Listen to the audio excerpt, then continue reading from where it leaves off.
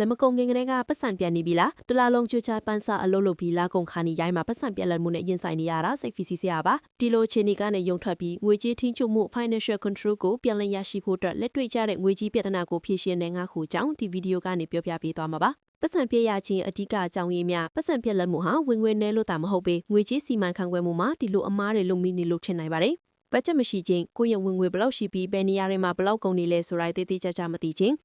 impulse buying လိုအပ်တာထပ်ပိုးပဲယူခြင်းလိုအပ်တာထပ်မလိုအပ်တာတွေကိုစိတ်လောလက်လောပဲယူနိုင်မိခြင်းအရေးပေါ်စုဆောင်ငွေမရှိခြင်းမထင်မထားတွေကုန်ကြစရိတ်တွေပေါ်လာတဲ့အခါလက်ရှိသုံးငွေကိုပဲအထိပါသွားခြင်းအဲ့ဒီတော့လာမကုန်ခင်တဲ့ကငွေမတရားစီဖို့တဲ့နီလန်၅ခုကိုလိုက်လူကြည့်ပါတင့်ငွေထွက်ငွေစီးရင်တွင်မှာဘယ်လိုလုပ်မလဲပထမဆုံးလာကုန်ဒီမဆောင်စီရမလို့ပဲရပောင်း30စာတင်းရဲ့ငွေသုံးဆွဲမှုအသေးစိတ်အားလုံးကိုဖုန်းတက်က app ငွေခုပ်စာအုပ်နဲ့မှတ်ကန်ခြင်းပါတင်းရဲ့ပတ်စံတွေဘယ်လိုထွက်သွားလဲဆိုတာမျက်ဝါးထင်ထင်မြင်ရတဲ့ခါဖြတ်တောက်ရမယ့်နေရာတွေကိုသိလာပါလိမ့်မယ်နေ့90-30ရှေးစီမင်းကိုထုံပါ90တခါလိုအပ်တာတွေအသက်3ပါဥပမာအင်္ဂလာကစားတော့စီရိတ်သွားလိုက်ဤစသည်မရှိမဖြစ်လိုအပ်ချက်တွေအတွက်3ပါ30တခါလိုချင်တာတွေအတွက်3ပါဥပမာဖြည့်ဖြည့်အဖြစ်မှာစားတော့ခြင်းအဝတ်စားစသည်လိုချင်တဲ့အရာတွေအတွက်3ပါ20တခါစူဆောင်းငွေရယင်းနှမြုံနှံတို့အတွက်ထားပါဥပမာအနာဂတ်အတွက်စူဆောင်းတာသို့မဟုတ်ယင်းနှမြုံနှံဖို့အတွက်ခွဲထားပါ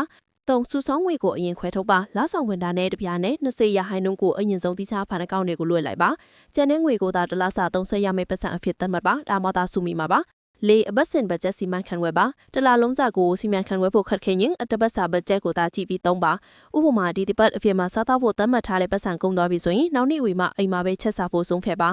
ငါအရေးပေါ်ချက်ချခြင်းကိုဦးစားပေးပါအတွေ့အများနဲ့အတွေ့တွေဥပမာ credit card စားတာတွေကိုအမြင့်ဆုံးရှင်းလင်းပြဖို့ဦးစားပေးပါအတွေ့မရှိတော့မယ့်အခါတင်းရဲ့လဆင်ငွေဟာတင်းအတာပိုးပြီးကြန့်ရှိလာမှာပါပတ်စံပြက်လက်မှုကနေရုံထွက်ဖို့ဆိုတာအချင်းဆိုးတွေကိုပြင်ဆင်ပြီးစနစ်တကျစီမံခန့်ခွဲမှုလုပ်ဖို့ပဲလိုပါတယ်နောက်ထပ်ဗီဒီယိုတွေကိုကြည့်ရှုနိုင်ဖို့လဲ channel လေးကို follow လုပ်ထားအောင်နော်ဆိုတော့ဒီနေ့ကစပြီးပြောင်းလဲလိုက်ပါနော်